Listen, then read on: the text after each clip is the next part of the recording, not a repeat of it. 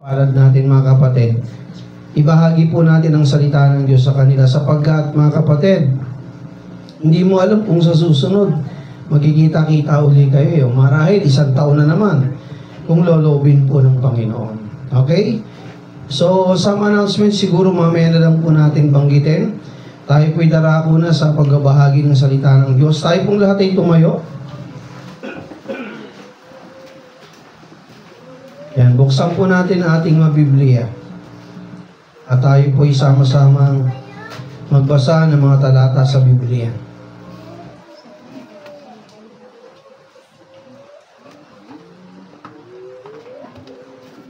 Okay, ang mensahe po, dito po tayo kukuha sa Luke chapter 17 verse 5. Magbabasa po tayo ng mga ilang talata.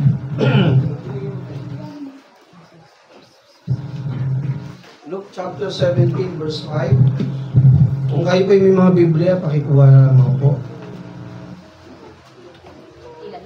Pwede rin pong tumingin sa ating screen. Luke chapter 17 verse 5.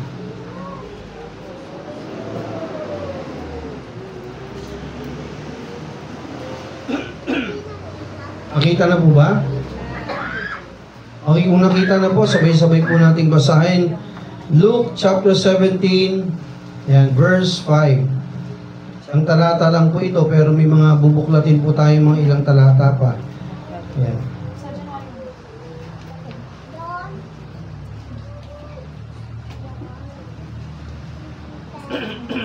Okay, basahin po natin.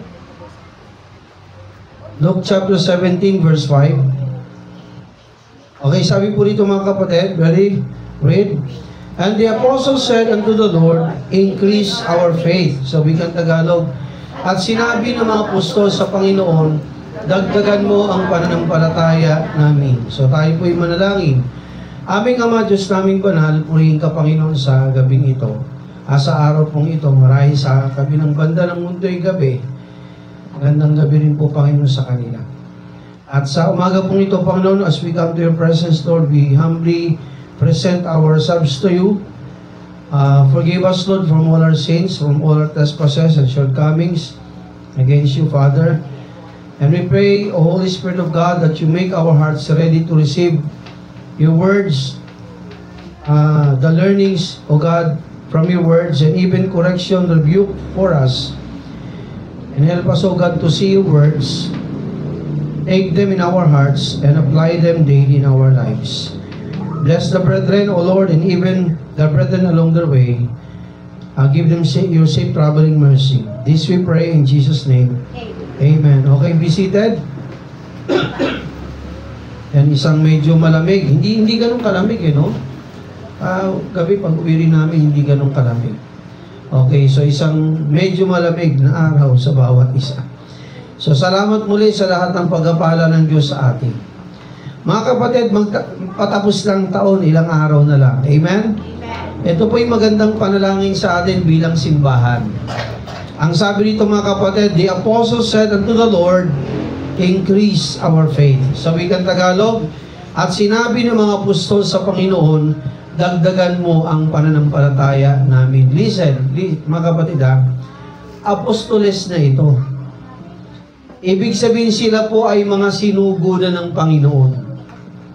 Kasi dati ang tawag sa kanila, disciples. Pag sinabi nating disciples, mga tagasunod ni Kristo. Ayun mga kapatid. Pagkatapos mga kapatid na si Kristo ay umakyat sa langit, wala na siya, di ba? Yung kanyang pagiging pagkakatawang tao, umakyat na sa langit mga kapatid. At nung time na ito mga kapatid, yung mga disipulo dati tinawag ng mga apostol. Kasi disciple means followers. Pag sinabi mong apostles, they were sent. Yung mga dating disipulo, mga sumusunod, sinugo niya na. Ang tawag sa kanila ay mga apostoles. Okay, 12 lamang pong apostol. No? 12 Hudyo. At sa Intil naman, mga kapatid, although ang lahi ni Pablo ay Jurin siya, mga kapatid, siya naman yung inalaga ng Panginoon para sa mga hintil. Pero yung 12, ng mga Hudyo, mga kapatid, nakasama po sa 12 disciples ni Kristo. Si Judas pinalitan ni Iscariote, si Judas pinalitan ni Matias. Okay. So kahit itong mga apostol na ito, sinugo na ng Panginoon, binigyan na ng kapangyarihang magpagaling, magmilagro, at iba pa, abay ang hiling nila sa ating Panginoon, Lord, increase our faith. Sa wikang Tagalog, Panginoon, dagdagan mo ang aming pananampalataya. Okay mga kapatid, aminin natin o hindi. Magandang matuto sa nakaraan Nakuha po, hindi masamang balikan ng nakaraan. Yung buong 2024. Pero dapat mga kapatid, meron tayong natutunan. Hello?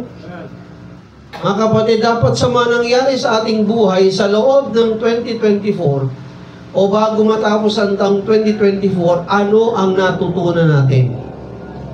Ay minsan sa ating mga pagkakamali sa buhay, ano ang natutunan natin sa mga bagay na yun? Aminin natin, marami sa atin ang pananampalataya ay maliit. Aminin nyo na. May mga pagkakataon na para bang nadududa pa rin tayo sa ating Panginoon, sa Kanyang kakayanan. Abay mga kapatid, magandang panalangin ito. Panginoon, dagdagan niyo po ang aming pananampalataya. Kasi kahit po mga kapatid, ang mga apostol, yun din po ang kanilang mga panalangin. Dagdagan mo, Panginoon, ang aming pananampalataya. So, ang title ng ating message sa umagang ito, increase more and more. Na sa taong darating, mga kapatid, 2025, abay, dapat lalo tayo mag-increase, lalo tayong sumagana. Amen? Amen. Sumagana saan, Pastor? Okay, number 1, magandang panalangin natin sa Panginoon, abay, palawakin niya at pasaganahin niya ang ating mga pananampalataya. Maganda bang panalangin? Hindi. Mga kapatid, magandang panalangin sapagkat, abay, dapat matuto tayo sa nakarang mga taon na kung paano, mga kapatid, ang ating pananampalataya ay maliliit. Magandang panalangin bago magsimula ang taong 2025, mga kapatid, sama-sama tayong manalangin, Panginoon, palakihin niyo po ang aming pananampalataya. Kahit po ako bilang pastor niyo, mga kapatid, yan din po ang aking panalangin Lord, increase my faith. At pare-parehas po natin dapat itong ipanalangin. Amen? Marami sa ating mga estudyante, nag-struggle kayo sa school. Sa mga pag-aaral nyo, alam nyo, magandang panalangin, Panginoon, palakihin mo ang aking pananampalataya. Panginoon, makakagraduate mo ba ako sa school? Panginoon, tataas kaya ang aking mga grado sa school? Abay, magandang panalangin ito. Lord, increase my faith. Panginoon, mapupromote kaya ako sa trabaho ko? Panginoon, hanggang dito, ayoko ng ganito. Right? Sa may mga business sa inyo, mga kapatid. Abay, sila ates, Christian. Ang hirap kaya, no? Maya't maya, ilang araw lang, tigil dahil sira yung motor. Alam, panalangin ko sa inyo, magkaroon kayo talaga ng 4 na gulong Yung sasakyang 4 na gulong na matibay, panghahakot ng negosyo. Mangyayari yun, amen? Lakasan nyo lang inyong pananampalataya sa Panginoon. Nakuha po mga kapatid, marahil naghahanap ka ng trabaho, sa ngayon, ito lang ang trabaho mo. Medyo mababang sahod. Abay, magandang panalangin sa Panginoon, Lord, increase my faith. Kasi mga kapatid, listen, base sa ating pananampalataya at pagsunod sa kalooban ng Diyos, listen mga kapatid, nandun ang pagkapala ng Diyos sa iyo. Abay, pag maliit ang iyong pananampalataya, natural, maliit din ang biyaya ng Diyos sa iyo. Nakuha po, ang kalit ang iyong pananampalataya Pero mga kapatid, kapag nilakihan natin ang ating pananampalataya, may kasamang pagsunod sa kalooban ng Diyos sa kanyang mga salita, mga kapatid, ipapakita ng Diyos sa iyo kung gaano kadakila ang kanyang persona. Nakuha po? So, una nating dapat ipanalangin sa taong 2025 na darating, mga kapatid, Panginoon, palakihin niyo po ang aming pananampalataya bilang simbahan. Kasi sabi ng Panginoon, di ba sa Hebrews, without faith, it is impossible to please God. Saan natin makikitang talata yung pastor? Hebrews 11 verse 6. Tingnan niyo pong inyong mga Biblia. Puntahan natin. Gaano ba kahalaga, pastor, ang pananampalataya? Okay, Hebrews 11 verse 6. Bakit ba mahalaga ang pananampalataya sa buhay ng mga Kristyano? Okay, sabi diyan mga kapatid, no? Ayan, basahin po natin sabay-sabay yung color blue. Okay, sabi diyan, sabay-sabay po tayo magbasa. But without faith, it is impossible to please Him. For he that cometh to God must believe that He is, and that He is a rewarder of them that diligently seek Him. Sa wikang Tagalog, at kung walang pananampalataya, ay hindi maaring maging kalugod-lugod sa Diyos, sa Kanya, sa Diyos yan. Sapagat ang lumalapit sa Diyos ay dapat sumampalatayang may Diyos. At siya ang tagapagbigay ganti o gantimpala sa mga kanya'y nagsisihanap. Abay mga kapatid, sabi niya, no, pag wala kang pananampalataya, imposible mong malugod ang Diyos. Nakuha niyo mga kapatid? Halimbawa sa upuan na yan, sa upuan na ito, uupo ka ba rito? Kung hindi mo alam na kaya kang buhatin ito? Hello mga kapatid, uupo ka ba? Halimbawa, dalawa lang ang paa. Uupo ka ba sa bangkong dalawang paa? Hindi. Kasi mga kapatid, alam mo na pwede kang matumba. Nakuha po mga kapatid, pwede kang maaksidente.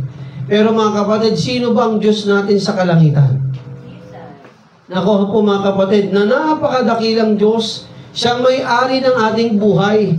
Siyang nakakaalam ng ating nakaraan, ngayon at magiging bukas. Abay, bakit hindi mo ipagkatiwala ng buong buo sa Diyos ang buhay mo? Amen? Kaya nga sabi nito, kung walang pananampalataya, imposible mong malugod ang Diyos. Kaya mga kapatid, sabi rito, no, sapagkat siyang lumalapit sa Diyos, ay dapat sumampalataya sa Kanya, sapagkat siya ang Diyos na nagbibigay gantimpala sa kanila na mga nag-ahanap sa Kanya. Mga kapatid, sa taong ito, napakahalaga, ipanalangin natin sa ating Panginoon na palakihin ng Diyos ang ating pananampalataya. Okay, ang tanong, Pastor, paano ba lalaki ang ating pananampalataya? Yun ang tanong eh. Pastor, ang pananampalataya ba'y kusa na lang lumalaki? Hindi. Una, hinihingi yan. Amen? Gaya ng sinabi sa talata, Panginoon, palakihin niyo ang aming pananampalataya. Una, hinihingi yan. Pangalawa, mga kapatid, hindi lang siya hinihingi. Anong sabi ng Biblia? Sa Romans 10, verse 17, basahin natin. Okay, Romans 10. Kung kayo may mga Biblia, buksan po natin. Okay, Romans chapter 10. Bukod sa hinihingi, anong sabi ng Biblia? Ayan, 10:17, basahin natin. Ang English at Tagalog. Sabi dyan mga kapatid, basahin po natin in chorus. Ready? Read. So then faith cometh by hearing, and hearing by the word of God. Sabi kang Tagalog, kaya nga, ang pananampalataya o paniniwala ay nanggagaling sa pakikinig at pakikinig sa pamagitan ng salita ni Kristo. So mga kapatid, abay kung gusto nating palakihin ng Diyos ang ating pananampalataya sapagkat siyang may akda niya, di ba? Jesus Christ is the author and the finisher of our faith, sabi ng Biblia. Abay, una, hiningi dapat sa Panginoon niya. Nakuha po, Panginoon, palakihin niya pong aming pananampalataya. Pangalawa, hindi lang natatapos doon. Sabi kan, sapagkat ang pananampalataya ay galing sa pakikinig at pakikinig ng salita ng Diyos. Paano lalaki ang pananampalataya mo kung hindi ka nagbabasa ng Biblia? Hello? Paano lalaki ang pananampalataya ng Kristyano kung hindi ka dumadalo sa mga pananambahan? Paano lalaki ang iyong pananampalataya, mga kapatid, kung hindi ka dumadalo sa sama-samang pananalangin? Sapagkat, mga kapatid, sa ating sama-samang pananalangin, nakakapakinig tayo ng salita ng Diyos. Hello? Hello? Nakikinig po bang lahat? Abay, kaya na-wonder sa isang Kristiyanong malamlam sa Diyos? Sa isang Kristiyanong para bang ang pag-ibig niya sa Panginoon, para bang wala, parang easy go lucky lang siya sa buhay Kristiyano. Huwag ka magtaka. It's either tunay na Kristiyano, peking Kristiyano, or hindi totoong Kristiyano, o kaya naman, mahina ang pananampalataya. Sapagkat, mga kapatid, kung gusto mo na makita ang kadakilaang malaki ng Diyos, mga kapatid, abay, napakahalagang pakinggan mo ang kanyang mga salita. Nakuha po, mga kapatid? O kamusta ang iyong pananampalataya? Lumalaki ba to? Ilang taon ka ng Kristiyano? O, mga kapatid, baka mamaya maunahan ka pa ng mga bagong Kristiyano. Abay, sabi ng Bible, may mga nauuna na mahuhuli at may mga nahuhuli na mauuna. Isipin mo, tumatakbo tayo sa race. Actually, tayo pong lahat ay tumatakbo sa takbuhin ng buhay. Amen? Isipin mo na una ka, ang bilis mong tumakbo umpisa. Yung isa napakabagal kulela, tapos naabutan ka pa. Parang nakakahiya yung pastora. Abay, nakakahiya naman talaga. Ang bilis-bilis mo sa unang tumakbo, tapos naabutan ko pa ng huling dumating. Sa akin, ang personality ko, mga kapatid, di bali nang mabagal ako. Sa akin, hindi lang ako titigil. Yun ang maganda mga kapatid Ang bilis mo nga, tapos tumigil ka naman sa bandang gitna, sa bandang mala kung kailan ang ending, tsaka ka pa ng lupaypay sa Panginoon. Abay, mga kapatid, dapat sa ating pagtakbo at pagsunod sa kalooban ng Diyos, dapat, mga kapatid, tuloy-tuloy. At mas maganda nga, mga kapatid, nakita mo finish line, dapat lalo kang mas matulin, di ba? Hello, mga kapatid. Hindi para bang kung kailang malapit ang matapos, nakakalahati ka na, saka ka pa ng hina. Mga kapatid, napakahalaga ng pakikinig at pakikinig ng salita ng Diyos. Amen? So, number 1, mga kapatid, matuto tayo sa nakaraan. Kung ang ating pananampalataya maliit at mahina, this 2025, magandang hilingin natin, Lord, increase my faith. Hello? Hello? Yeah. Parang dalawa lang atangkis Parang yung Pasko nakaano pa sa likod. Sarap magpahinga Okay? So, mga kapatid, yun ang marong panalangin natin na tayo pong lahat ay lumaki sa pananampalataya. Okay, ano pa? Sabi ng Panginoon, alam niyo bang si Jesus? Si Jesus, Diyos ng katawang tao. Sabi rito, and Jesus Christ, sa Luke 2:52, and Jesus Christ increased in wisdom and stature and in favor with God and man. So, wikang Tagalog, at lumalaki si Jesus sa karunungan at sa pangangatawan at sa pagbibigay lugod sa Diyos at sa mga tao. Isipin mo kahit pala si Kristo, mga kapatid, nung siya'y nagkatawang tao, iba naging bata, sanggol, bata, teenager, habang nandun siya kay Maria at kay Jose, abay si Jesus, mga kapatid. Bagaman siyang may akda rito, mga kapatid, hindi niya kinakalimutan ang salita. Amen? Amen. Kaya nga sabi ito si Jesus ay sumagana sa karunungan. Karunungan sa kanyang mga salita. Kaya no wonder nung siya'y 12 years old, nung siya'y nawala, saan siya natagpuan ng kanyang mga magulang sa lupa? Sa templo. Sa templo. Sino ang kanyang mga kausap? Mga doktor ng philosophy. Mga nag-aral ng batas ni Moses. Ano sabi ng mga doktor na ito? Pambira, 12 years old. Saan galing ang karunungan ng batang ito? Kahit sila, hindi nila masagot. At sabi rin, hindi lang sa kaalaman, mga kapatid, dapat pagdating po sa salita ng Diyos, lumalago tayo. Amen? Amen.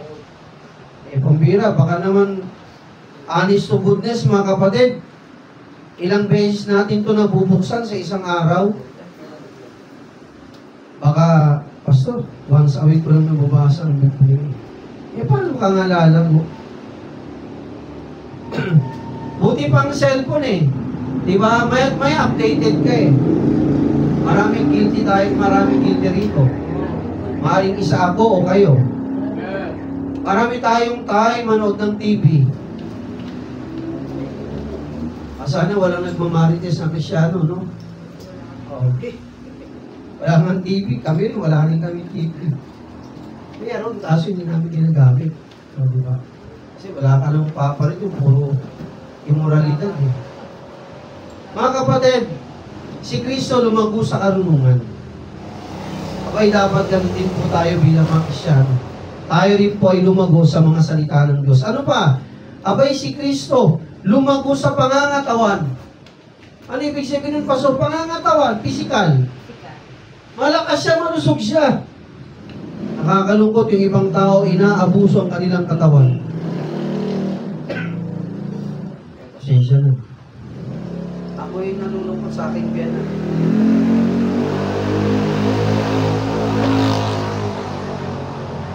Oo, kasi matagal-tagal na rin namin nasiyahan siya ng gospel.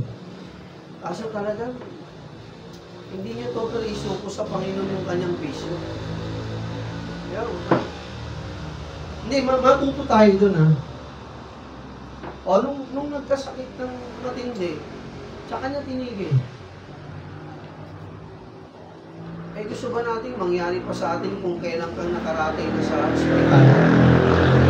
Ating pinangkaramdaman, gusto mo bang doon ka magbalik loob sa Diyos habang may pagkakataon pa? Abay mga kapatid, huwag po nating abusuhin ang ating katawan. Yan po ay biyaya ng Diyos sa iyo. Amen? Kaya nga nasa atin ang banal na spirito. Abay, huwag nating lagyan ng basura ang ating mga katawan. May nagsabi sa akin, Pastor, ang sarap kasi. Oo, ngayon. Pero magdurusa ka sa bandang huli. Nakuha niyo mga kapatid? Imbis na sana mas mahaba pa ang taon mo sa buhay, aabot ka pa ng 30. 20 plus lang, matiko ka na. Inaabuso mo katawan mo eh. Imbis na umabot ka ng 40, 50 o mas mahaba pa dahil inaabuso natin ang ating katawan, mga kapatid, siguro yung mga bulate, pagmamadali silang pirmahan yung huling pirma nila eh.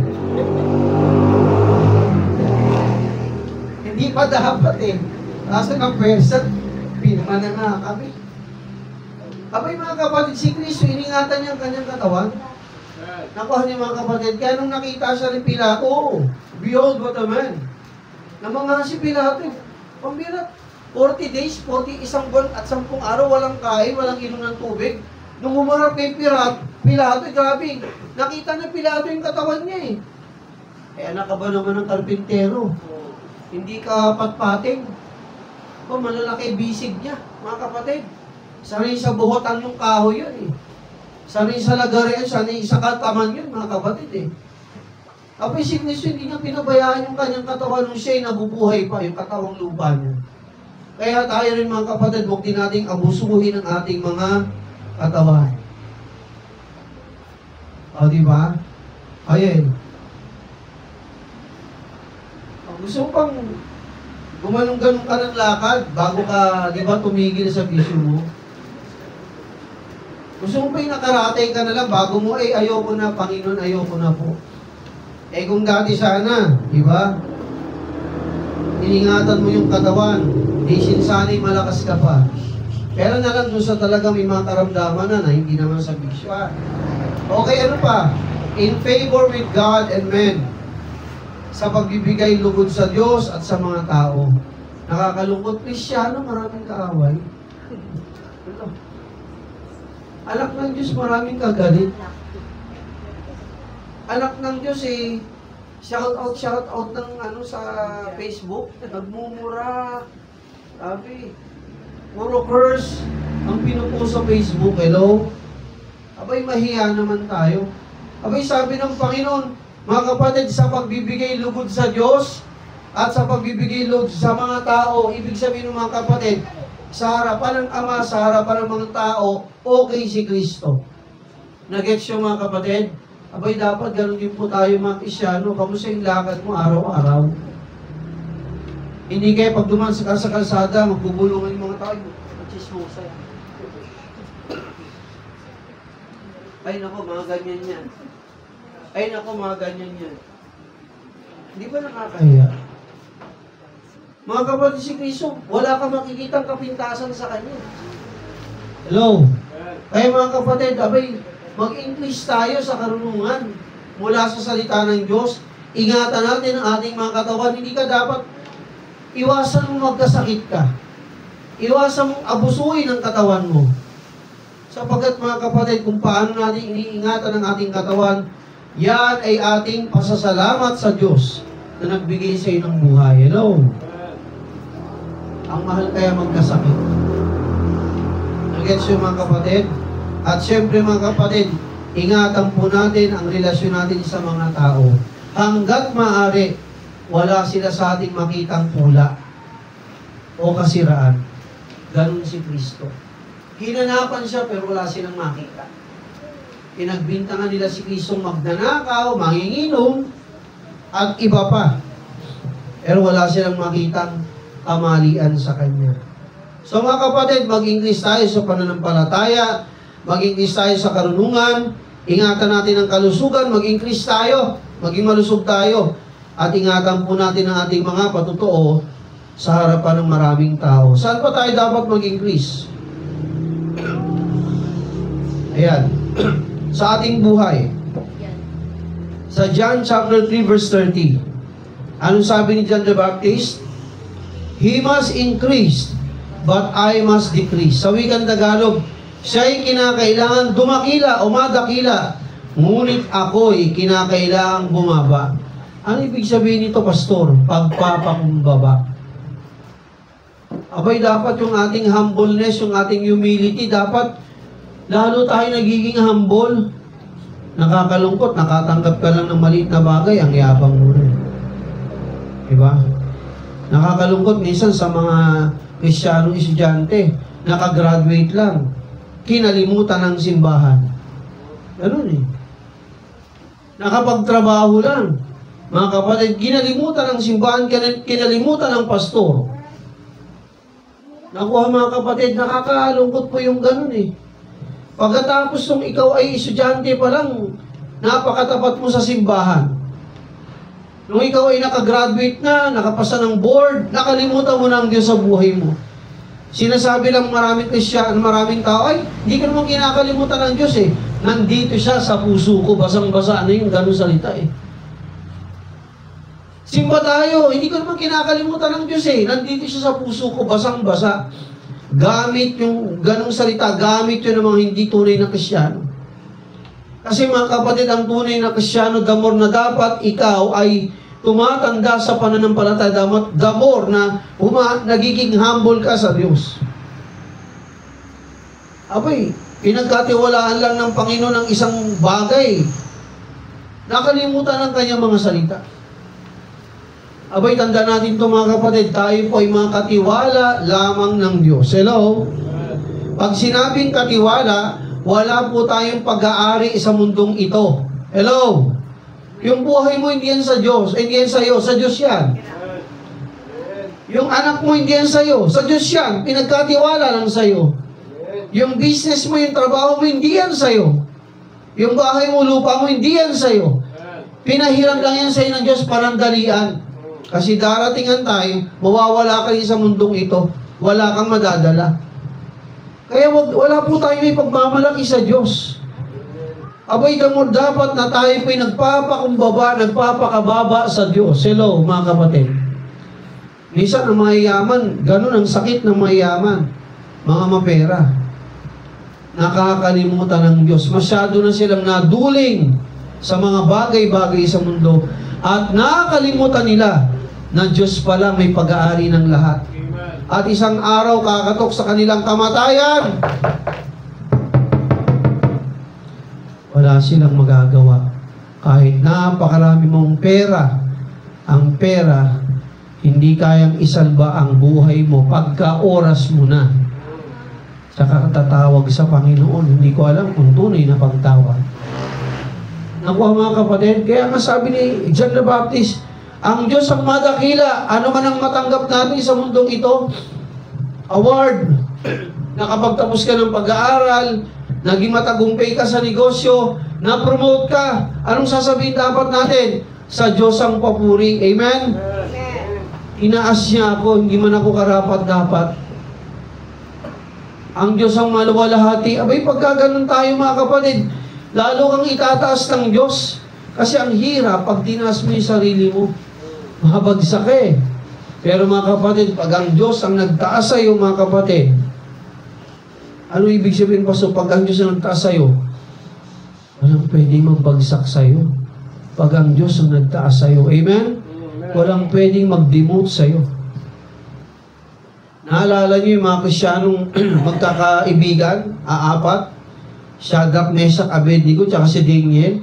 Diba, nung sila'y kinuha ng Babylonian, yung hari ng Babylonia, mga kapatid, pilit silang pinagtulungan eh, na ibaba sila eh. Durugin sila eh. Si Daniel nakulong, di ba? Sa kulungan ng mga leon.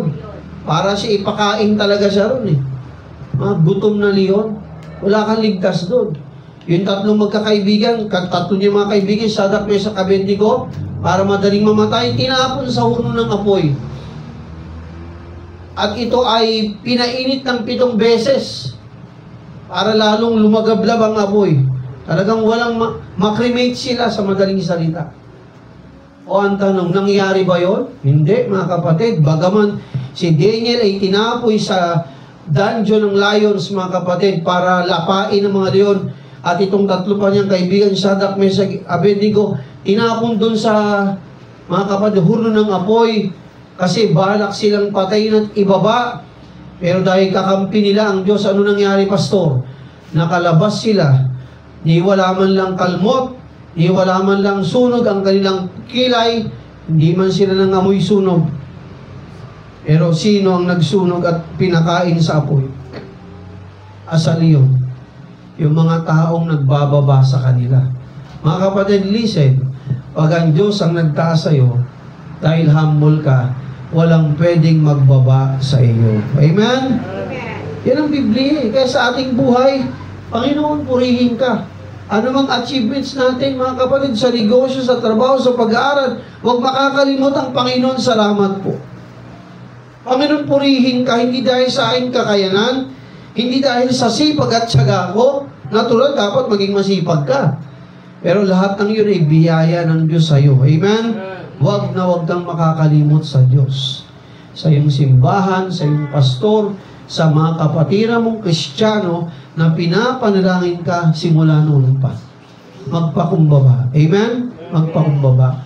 So, pangatlong panalangin natin mga kapatid, 2024, Lord, palakihin niyo pong aming pagpapakumbaba.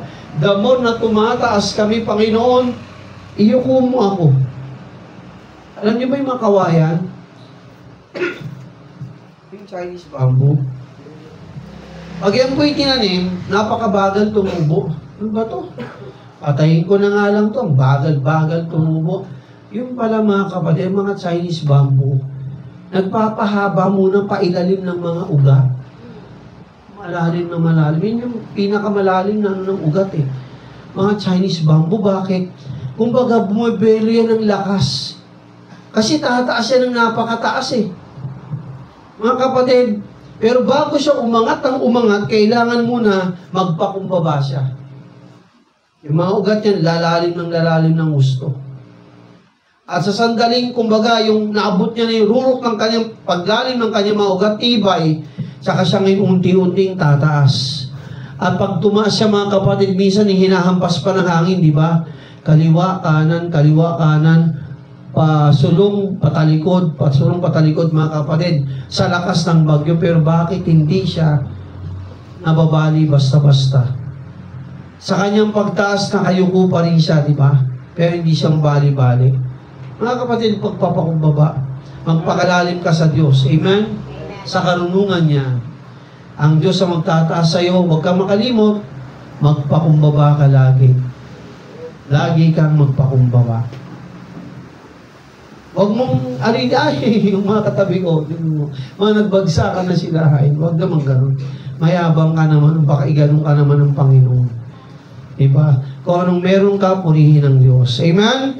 So increase our faith, mga kapatid, increase our wisdom with the Word of God, increase our stature, yung ating katawan, increase our testimony. Okay, pang-apat, panglima, sabi dyan, increase our humility. The more na tayo dapat ay magpakumbaba sa Diyos, kahit tira-tirahin ka pa ng maraming tao. Panginoon, ka na pong bahala sa kanila. Huwag kang gaganti. Binato nila ako, mamaya, dodoblihin ko ang bato. O, diba? Tinira-tira ako, pastor eh. Anyway, hindi man ako makaganti, pero may social media. Lahat ng papayain ko sa Facebook. May mga ganun eh. Huwag natin gayahin yung mga kapatid. Sa atin na lang yun at sa Panginoon. Amen? Magpakumbaba ka na lang. Anyway, sino bang ipapahayaan ng Panginoon? Hindi naman ikaw eh. Sila nagpapakataas. Okay, ano pa? Ayan. Sa Acts 6:7, hindi man natin ito tapusin lahat. Yung second part mamaya. Okay, sa Acts 6:7, sabi dyan, no, basahin natin sabay-sabay. And the word of God increased, and the number of the disciples multiplied in Jerusalem greatly, and a great company of the priests were obedient to the faith. So we can Tagalog, at lumago ang salita ng Diyos, at dumaming lubha sa Jerusalem ang bilang ng mga alagad, at nagsitalima sa pananampalataya ang lubang maraming mga pari o saserdote. Ano ibig sabihin nun, pastor? Nag-increase sila sa salita ng Diyos. Mga kapatid, mahirap mag-increase ang mga taong iba na wala pa kay Kristo sa salita ng Diyos kung tayo po hindi nag-i-increase dito. Abay, kung meron dapat unang mag-increase, lumago sa salita ng Diyos, sino po? Tayo. Hello, mga kapatid. Kasi paano ka makakahawa ng paglago pagka ikaw hindi lumalago sa salita ng Diyos? Abay, dapat lumago ka muna bago tayo lumago sa paghawa sa iba. Sabi diyan, at ang salita ng Diyos ay lumaganap. Abay, mga kapatid, itong taong 2025, marami sa atin guilty rito, mga kapatid. Ako, ikaw, tayong lahat, guilty rito eh. Baka personal. Kumbaga, lahat na nga provided eh, kung tutusin eh. May Biblia ka. May Biblia ka pa sa cellphone mo. May Biblia ka pa sa tablet mo. Kahit saan ka pumunta, dala-dala mo, hindi mo man lang mabuklat mga talata ng Biblia. Abay, mga kapatid, dapat tayo po'y lumalago. Lumalago dapat sa atin ang salita ng Diyos. Yung ating pag-ibig sa Kanya mga salita dapat, mga kapatid, lumalago. Lumalalim dapat tayo sa salita ng Diyos. Sapagkat, mga kapatid, hindi tayo magiging kagamit-gamit na maayos kung tayo mismo hindi lumalago sa Kanyang mga salita. At bilang simbahan, mga kapatid, sa ating paglago sa Kanyang mga salita, abay dapat palaganapin natin ang salita ng Diyos sa maraming tao. Amen? Oh, maganda yung ginawa nila si Tess. Nakita ko yun eh. Diba? Eh, dumating mag-anak mo eh. Ano yun? Titingnan mo na lang sila, papakainin mo lang sila. Sayang. May dumating sa inyong bisita. Papakainin mo lang, papamerienda mo. Hindi mo malang ikwento yung kabutihan ng Diyos sa inyo na naranasan nyo. Amen? At hindi mo man lang maikwento yung pagliligtas ni Kristo at sila rin maligtas. Abay, mga kapatid, sabi rito, bilang simbahan, sa atin po, bilang simbahan dito po sa lugar ng Tagaytay, no matter kung gaano tayo karami o kukunti, dapat ang salita ng Diyos, mga kapatid, unang-una, lumago sa ating buhay. Amen? Pangalawa, palaguin natin palabas din. Hello, mga kapatid. Yan ang sundalo ni Kristo, nagpapalakas para sa gera, malakas din siya. Dapat ganun tayo, mga Kristyano, mga kapatid. Give time sa salita ng Diyos. Amen? Yung personal devotion mo. Meron dapat tayo nito, yung personal devotion ng buong family. kung kayo po'y tatay, nanay, kung kayo dalawa, mag-asawa, yung devotion mo personal niya, devotion yung dalawa. At kung kayo may mga anak, devotion ng buong pamilya, dapat sama-sama mga kapatid. Pastor, hindi ganun kadali kasi hindi namin kinasanayan yun eh. Pero pwede ka magsimula ngayon. Amen? Hello? Listen mga kapatid. Siguro may nabalitaan kayo patungkol sa aking anak. Ate Queen. Sino bang magulang maghahangad ng gano'n? Gusto ba natin masaktan ng ating mga anak? Di ba ayaw natin? Kaso may mga pagkakataon hindi maiwasan. Yung bang dinaranas sila sa eskwelahan, nabubuli, nasasabihan ng mga masasalitang pangit. Sa akin, hindi ko masyadong in-entertain yun eh. Sabi ko na, dito, hayaan mo lang sila, ganito, ganyan. Nakita ko rin yung aking pagkukulang somehow. Sa akin, hindi ko masyadong pinansin ang gusto. Pero sa bata pala, mabigat na sa kanya. Yung dala-dala niya. Minsan tayo mga pagkukulang, mga magulang makinig po ha, hindi lang tayo dapat mag-provide ng pangangailangan sa ating mga anak. Pagkain, pero hindi natin sila nakakausap ng personal. Na mayroon pala silang dinadalang struggle sa kanilang puso. Palibasa, first time niya rin pumasok sa makihalubilo sa ganong karaming mga bata. Talagang struggle. Nakita ko rin yung aking pagkukulang pagkakamali. Hindi ko masyadong pinansin yun. Sa akin, hanggat ganun lang, pero hindi ko na yung kanyang hindi ko na-address yung kanyang personal na mas malalim pang pangangailangan. Nakita ko rin yung aking pagkukulang doon, mga kapatid. Pero praise the Lord. Amen? Praise the Lord. Nagkausap-usap yung mga magulang at iba pang matataas at nanunungkulan sa ating bayan. Ay, doon naglabasan yung mga kaklase niya nang bubuli sa kanya.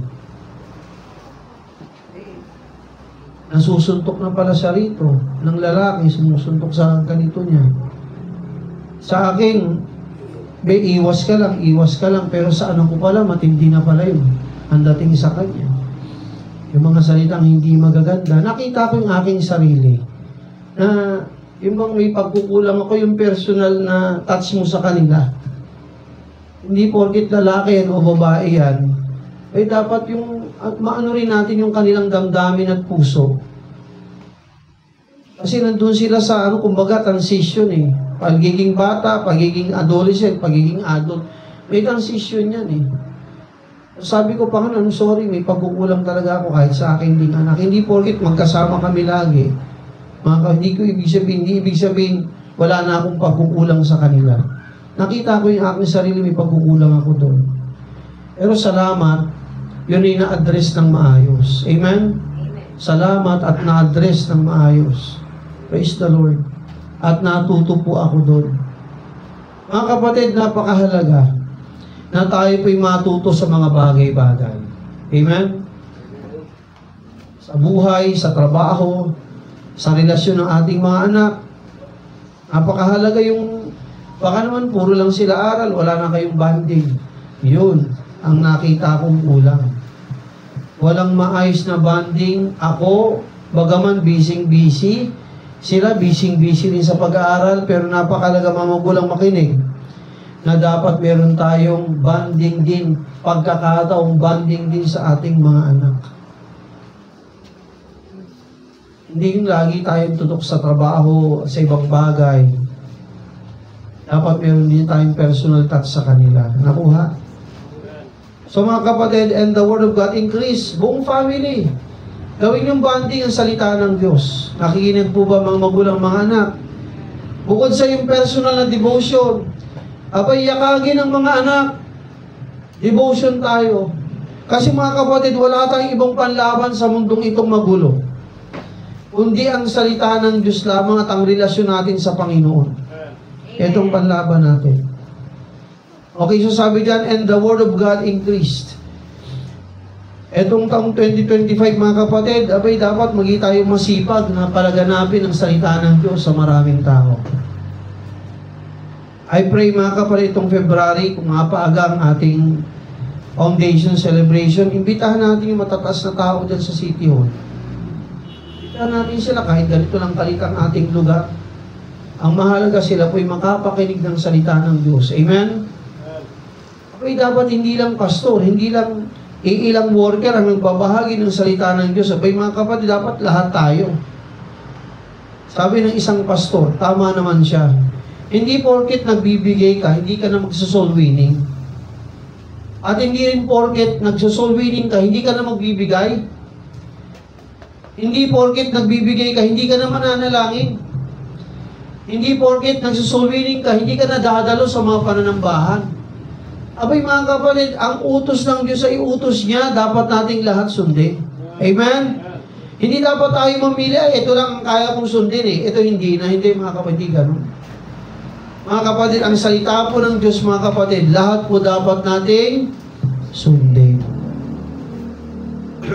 Sapagat mga kapatid, tunay na tayo magiging pagkapala sa ibang tao kung ang salita ng Diyos nakikita sa ating mga buhay. Mas madaling magturo kapag ang salita ng Diyos isinasabuhay po natin. Nakuha po? Amen po ba? So sabi dyan, pang-ani mga kapatid, and the word of God increased. Ang salita ng Diyos ay lumago sa kanilang buhay at lumago ito sa kanilang mga naaabot na mga tao sa Panginoon. Isa rin pong aking desire mga kapatid.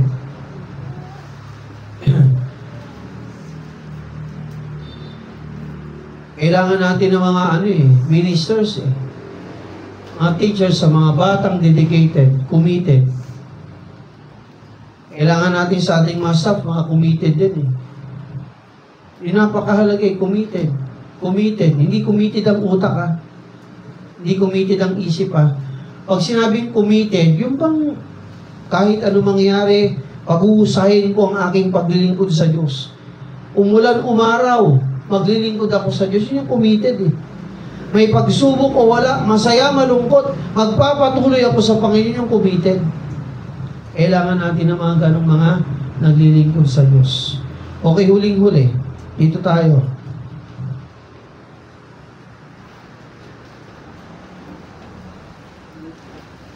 Hindi ko na ianong lahat. Ayan mga kapatid. Eto, siguro dito tayo magtapos. Sabi sa Acts 16:5, basahin natin sabay-sabay. Ready? Read. And so were the churches established in the faith and increased in number daily. Wow. Sabi ron, kaya nga ang simbahan ay pinalakas sa pananampalataya at naragdagan ang bilang nila araw-araw. O makinig, dahil lumaki ang pananampalataya ng bawat Kristiyano, ano nangyari? Lumaki rin ang bilang ng mga Kristiyano. Mga kapatid, ako'y nangangarap din, mga kapatid, na tayo lumaki sa bilang. Hello? Kayo ba, kontento na ba kayo sa bilang natin? Ayaw niyo bang madagdagan tayo ng maraming mga kamanggagawa kay Kristo? Mga kapatid, hindi lamang pong itong aking pangarap. Ang dalangin ko sa Panginoon, mga kapatid, lumaki rin pong ating bilang, pero hindi yung ganun kadali. Ayaw mo na magsisimula sa atin. Amen? Palakihin ang ating pananampalataya kay Kristo. Palakihin mga kapatid, palaguin ang ating mga karunungan sa kanyang mga salita, ang ating mga pagsunod.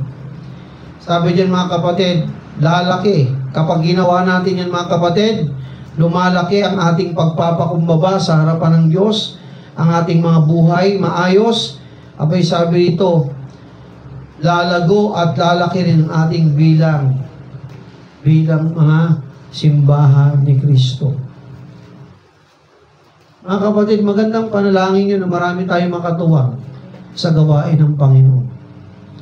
Ako po'y, honestly, may banal na inggit sa mga simbahang lumalago. Meron po akong banal na, merong inggit na pangit, diba? Inggit naman ako sa'yo, ganda-ganda ng cellphone mo. Inggit naman ako sa'yo, buti ka pa, may magandang sapatos. Inggit na pangit Inggit naman ako sa'yo, ang ganda-ganda mo, akong pangit. Hindi yun ganun Pag sinabi nating banal na inggit para sa Panginoon, amen? Kung sila'y dumadami, alam mo na, inggit ako sa inyo kasi ang dami-dami niyo, ang lago-lago niyo. Makinig po, makinig mga kapatid. Aba, yun ang magandang inggit na tayo po ay pagpalain din ng ating Panginoon, pero hindi po yun ganun kadali. Yun po ay magsisimula sa ating mga sarili. Hello? Nakikinig po ba kayo mga kapatid? Hindi masamang mainggit, pero dapat kainggitan natin yung mga, diba? Mga bagay-bagay na mabuti para sa ikalalagon. Buti ka pang ang sipag-sibig mo sa Panginoon, nakakaingit naman. O ikaw, anong ginagawa mo? Niinggit ka pala sa akin eh. Eh di magsipag ka rin, ama kay Kristo. Buti ka pa, napaka-close mo sa Panginoon, para bang isang hiling mo lang, ibinibigay ka agad ng pansamantalang sa akin, hindi. Eh di anong gagawin mo? Eh di maging close ka rin sa Panginoon. Amen mga kapatid? Sapagkat ang Diyos ang sources ng lahat ng pagkapalat kailangan natin sa mundong ito. Mga kapatid, yun pong aking panalangin, ilang panalangin sa harapan ng Panginoong 2024 na tayo po ay lumago ang bawat isa sa atin. Amen? So dito ka na po muna tatapusin yung kalahati. Mamaya tayo pong lahat ay tumayo. Tayo pong lahat ay manalangin sa Panginoon. O aming Ama, dakilang Diyos, purihin ka, Panginoon, sa umaga pong ito. Panginoon, kami po ay dumudulog sa iyong banal na trono, humihingi ng kahabagan sa iyo, Panginoon. Patawarin mo kami, Panginoon, sa aming mga pagkukulang at mga pagkakasala sa iyo, O Diyos. Batid po namin at kami aminado sa aming mga sarili itong taong 2024, marami kaming pagkukulang sa iyo. Marami kaming kahinaan. Marami kaming kalooban mo na hindi namin natupad, nagawa ng maayos. Lahat po kami may pagkukulang sa iyo, Panginoon. Sa umaga pong ito, Panginoon, humihingi kami ng kahabagan mo pagkapatawad sa lahat ng aming mga pagkakasala. Habang nakayukot nakapikit ang bawat isa, aminin natin o hindi. O atin ang aminin. Bawat isa sa atin ay may pagkukulang sa Panginoon. Makinig po. Makinig. Bawat isa sa atin ay may pagkukulang sa Panginoon. Maganda, sama-sama tayong dumulog sa Diyos. Amen? Magpakumbaba, humingi ng kahabagan sa Panginoon. Hindi ko alam. Meron akong pagkukulang personal sa Diyos. Ikaw meron din, tayong lahat. At kung may nakakaalam niya, number 1, ikaw, ako, tayo, at ang Panginoon. Sa pagkakataon ito, mga kapatid, nais ko kayong bigyan ng pagkakataon na tayo pong lahat ay lumapit sa Diyos. Ito po'y huling Sunday ng taong 2024. Maganda ating isiya sa atin ang ating mga sarili. Amen?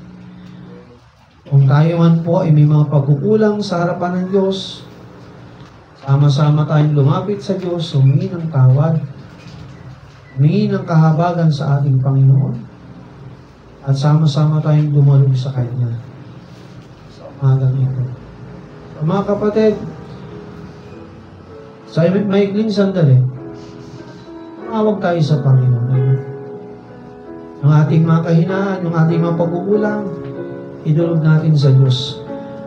Diyan sa kainuupuan mo, kinakatayan mo, pwede kang lumapit sa unahan, lumapit tayo sa Panginoon, magpakumbaba, manalangin, humingi ng tawad sa Panginoon sa lahat ng ating pagkukulang sa Kanya. I give you time to do that. And this is the right time. Sige po.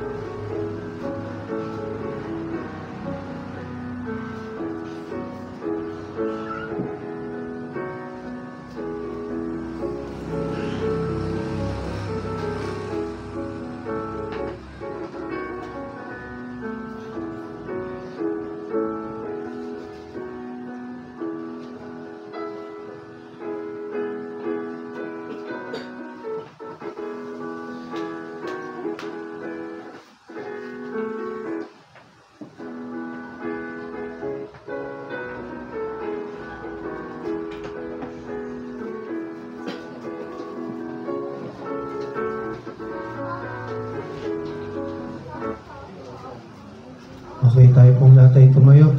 Tayo pong lahat ay manalangin. Aming Ama Diyos naming banal, bilang isang simbahan dito sa lugar ng Tagaytay, kami po ay dumudulog sa iyo ng papakumbaba. Hingi po, Panginoon, ng kapatawaran sa lahat ng aming mga pagkukulang at mga pagkakasalang nagawa laban sa iyo. Kami nga po, Diyos, sa iyong kahabagan. At sa taong patapos, salamat sa lahat ng biyaya mo sa amin. Sa lahat ng kabutihan mo sa amin, pinakita, pinagama sa loob ng taong 2024. Maraming salamat, Panginoon. At tulungan mo nga po kami, Diyos, na bago pumasok ang 2025, alakihin niyo po, Diyos, ang aming pananampalataya. Kaya po ng panalangin ng mga apostol. Lord, we pray that you increase our faith. Help us, O God, even increase our humility, our wisdom, our personal relationship to you. Help us, O God, to be careful of our health, Panginoon, ang stature, at ang aming testimony, Panginoon, ingatan po namin ito. Mag-increase kami, Panginoon, sa iyong mga salita. Help us, O God, to increase our personal relationship to you through reading your words. Help us even, Father, to increase in your words, in our personal devotion to you, and even in our family devotions, Panginoon. Tulungan mo kami, O Diyos.